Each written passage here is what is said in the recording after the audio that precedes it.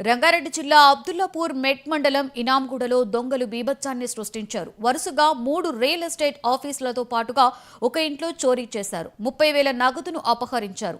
ఒక real estate ఆఫీసులో park చేసి ఉన్నటువంటి ఒక ఇన్నోవా కార్ని ధ్వంసం చేశారు.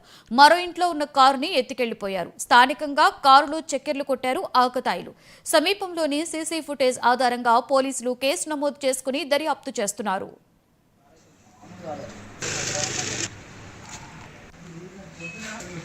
కదా సీట్ మీద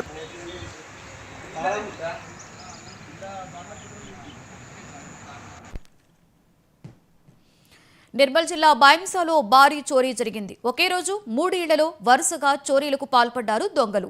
తాళాలు వేసిన ఇళ్లే టార్గెట్ గా చేసుకున్న దొంగలు 3 ఇళ్లను లూటీ చేశారు. గమనించిన స్థానికులు పోలీసులకు సమాచారం అందించగా సంఘటనా స్థలానికి చేరుకుని పరిశీలించారు. క్లూస్ టీం సీసీ కెమెరాల ఆధారంగా ఆధారాలను సేకరిస్తున్నారు. ఘటన మీద కేసు నమోదు చేసుకుని దర్యాప్తు ప్రారంభించారు పోలీసులు.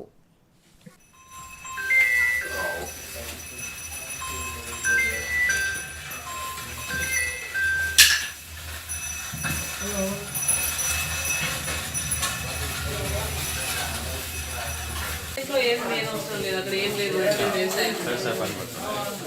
ఈ లేడీస్ ఒకటి చూస్తారు.